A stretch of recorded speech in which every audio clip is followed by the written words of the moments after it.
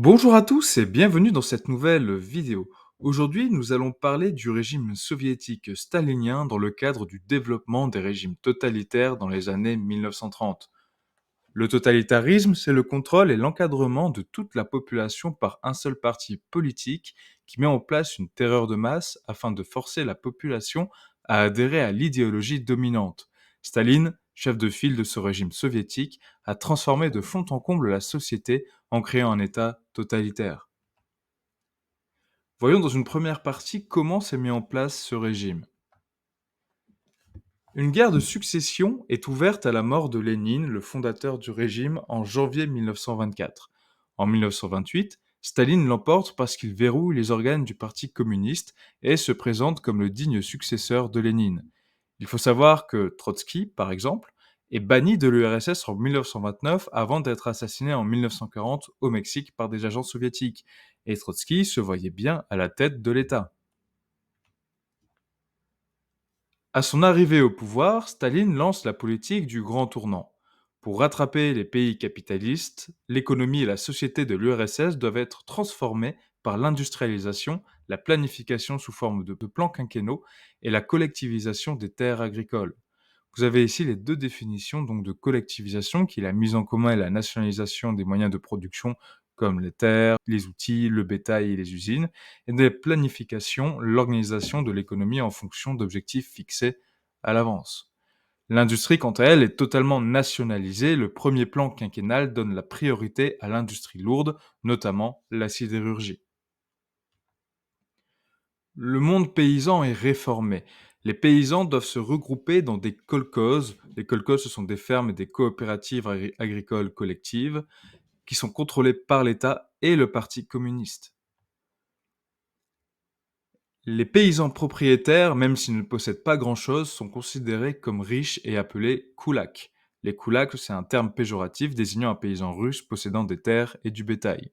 Ils sont désignés comme les ennemis du peuple et à ce titre persécutés. C'est ce que l'on appelle la dékoulakisation, qui vise la disparition d'une classe sociale entière, donc là de ces paysans propriétaires. Grand 2, l'URSS, un régime totalitaire. Staline exerce un pouvoir sans partage. Il est à la fois le chef du Parti communiste et chef de l'État soviétique. Il concentre tous les pouvoirs. Toutes les libertés sont supprimées. Une simple critique du régime devient passible de lourdes peines. Prêtres et fidèles de l'Église orthodoxe sont persécutés. Les déplacements de la population sont strictement réglementés à travers l'institution d'un passeport intérieur qui limite les mobilités. La société soviétique est encadrée. Tout d'abord, les loisirs sont contrôlés. Les enfants de 10 à 14 ans sont fortement incités à rejoindre les jeunes pionniers et ensuite les Komsomol, des organisations de la jeunesse du Parti communiste. Il s'agit de modeler les esprits selon des préceptes du communisme.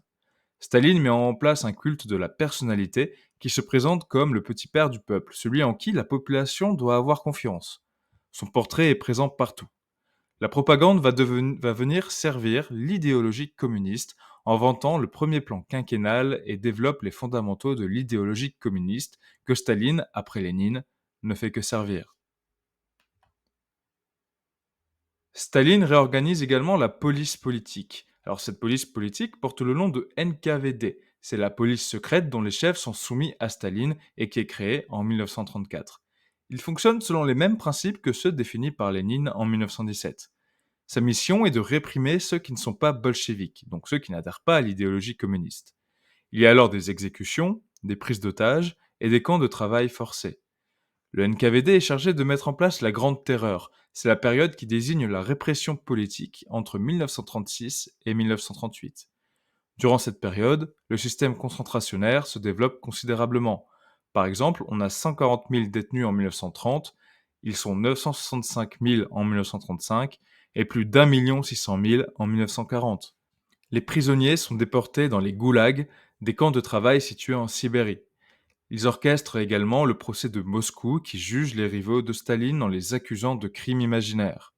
Les purges sont régulières au sein du parti, des communistes sont éliminés si Staline n'est pas satisfait. Le bilan humain est très lourd, on estime que cette période de la Grande Terreur a fait 6 millions de morts et 7 millions de déportés dans les goulags. C'est la fin de cette vidéo. Si elle vous a plu, n'hésitez pas à vous abonner, à mettre un j'aime et on se retrouve très vite pour une prochaine vidéo. À bientôt.